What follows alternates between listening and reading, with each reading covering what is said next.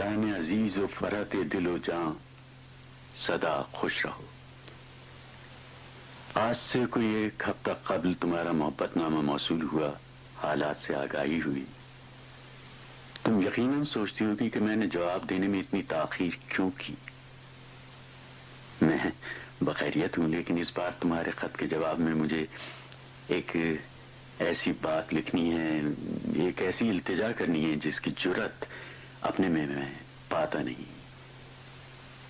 جانتا ہوں کہ میری خواہش، میری ضرورت، میری التجا تمہارے لیے پریشانی کا باعث ہوگی، لیکن پھر سوچتا ہوں کہ ہم دونوں کے مزاج میں کتنی ہم آہنگی ہے، ہماری طبیعت میں کتنی مطابقت اور مفاہمت ہے۔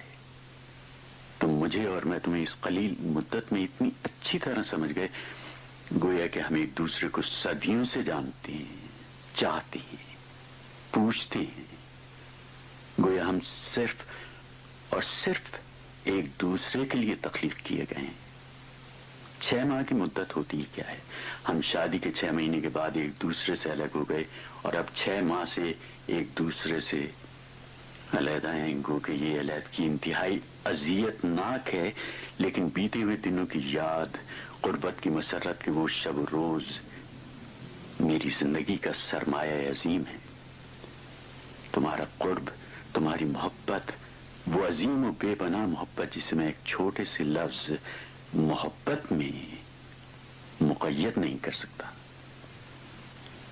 ہمارا گھر ہماری جنت تھا۔ میں تصور بھی نہیں کر سکتا کہ آسمانی جنت اس سے زیادہ راحت و فرحت بخش ہوگی، مگر ساری محبت اور قربت و ہم آہنگی اور اتحاد مزاج کے باوجود بس ہم علیحدہ ہو گئے۔ میں امریکہ آ گیا، تمہارے اور اپنے بہتر مستقبل کے لیے، بہتر حصول معاش کے لیے میں امریکہ آ گیا۔ مجھے جو تابناک خواب دکھائے گئے تھے ان کے سبب میں سمجھتا تھا کہ ہم بہت جلد امیر ہو جائیں گے، ہم بہت جلد ایک دوسرے سے ملیں گے اور ہمارے معاشی حالات بیک جنبش نگاہ بہتر سے بہتر ہو جائیں گے، لیکن آج 6 ماہ کا عرصہ بیت گیا ہے۔ تمہارے بے پناہ محبت ناموں نے مجھے تقویت بخشی ہے، ورنہ پچھلے 6 مہینے کا عرصہ میں نے انتہائی کرب میں گزارا ہے۔ اب تک نہ حصول معاش کی کوئی شکل نظر آئی ہے، نہ یہاں مستقل قیام کی کوئی راہ دکھائی دی ہے۔ میں اس کٹی ہوئی پتنگ کی مانند ہوں جسے تیز ہواؤں کے تھپیڑے یہاں سے وہاں اور وہاں سے وہاں دھکیل رہے ہیں۔ منزل ایک سراب کی طرح بھی نظر نہیں آتی، مگر اب ایک راہ نظر آئی ہے۔ پچھلے عرصے میں اتنی بے یقینی کیفیات سے گزرا ہوں کہ نہ معلوم یہ راہ ہے یا نشان راہ، مگر میں سوچتا ہوں اس موقع پر مجھے تم سے، صرف تم سے، اپنی زندگی سے، اپنی روح سے مشورہ کرنا چاہیے۔ مجھے اپنی بے پناہ محبت اور مزاج کی ہم آہنگی کے سبب یقین ہے کہ تم میری مشکل کو سمجھو گی، ایک لمحے کے لیے بھی بدگمان نہیں ہوگی، اور میری بات کو سمجھتے ہوئے مجھے میری عارضی منشا پوری کرنے کی اجازت ہوگی۔ مجھے ڈر سا لگتا ہے، کہنے کی ہمت نہیں ہوتی، کہیں خدا نہ خواستہ ہماری محبت کے آئینے میں بال نہ پڑ جائے، مگر مجھے تم پر فخر ہے۔ میں جانتا ہوں ہم ایک جان و 2 قالب ہیں۔ تم مجھے خوب اچھی طرح سمجھتی ہو، اس لیے اپنا دل میلا نہیں کرو گی۔ یہاں حصول روزگار کے لیے، مستقل قدم جمانے کے لیے، تم سے جلد از جلد ملنے کے لیے، ہمارے بہتر مستقبل کے لیے مجھے کسی امریکن خاتون سے عارضی شادی کرنا ہوگی۔ یہ شادی نہیں ہوگی، ایک کاغذی عہد نامہ ہوگی جس کی حیثیت کاغذ کے ایک پرزے سے زیادہ اور کچھ نہیں ہوگی، کیونکہ تمہاری موجودگی بلکہ تم سے شادی کے بعد میں کسی دوسری عورت سے ازدواجی تعلقات کا تصور بھی نہیں کر سکتا. مجھے اس امریکن خاتون کو اس عہد نامے کے معاوضے میں ایک خطیر رقم بھی ادا کرنی ہوگی.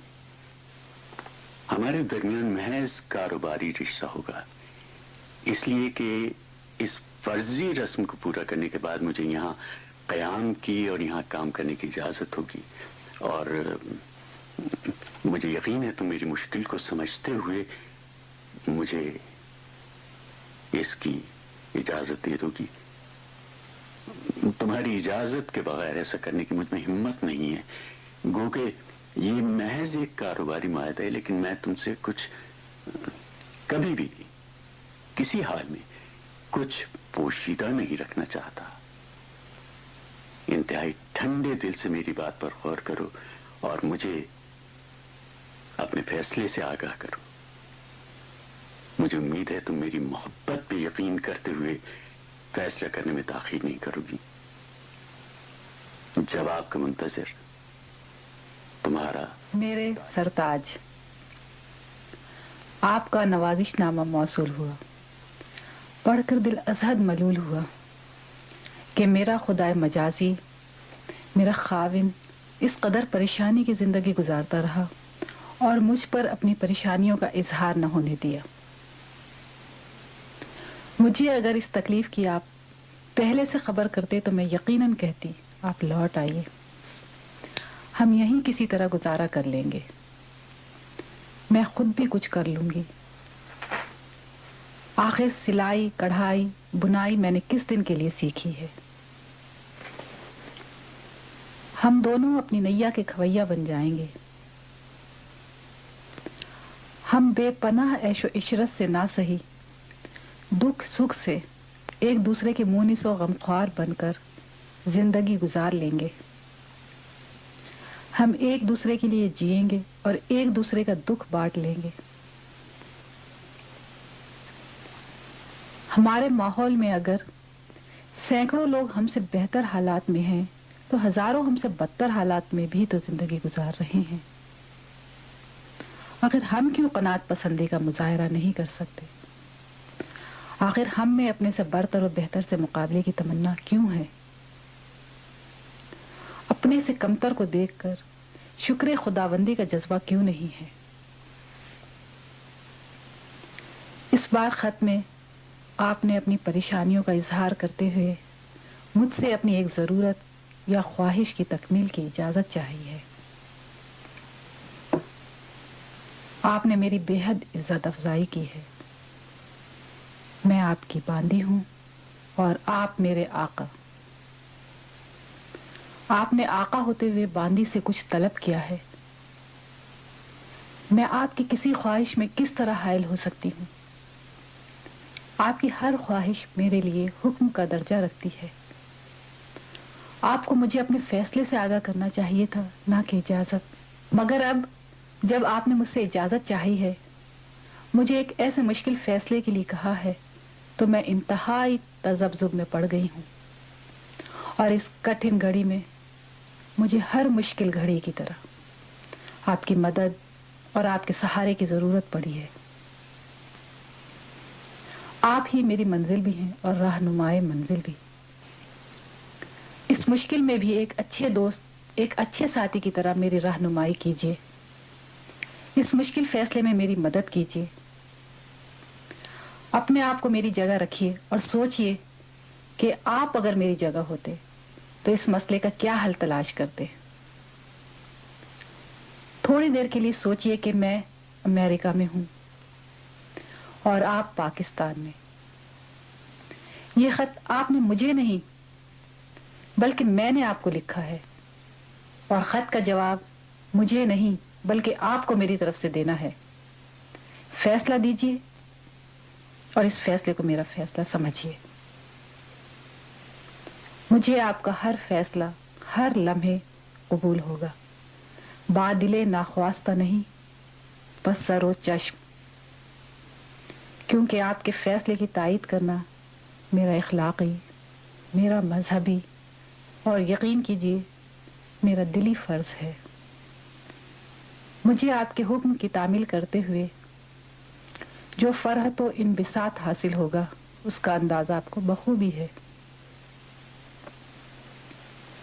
خدا را میری جانب سے کسی قسم کی کدورت دل میں نہ لائیے، ورنہ میرا دین اور دنیا تباہ ہو جائے گی.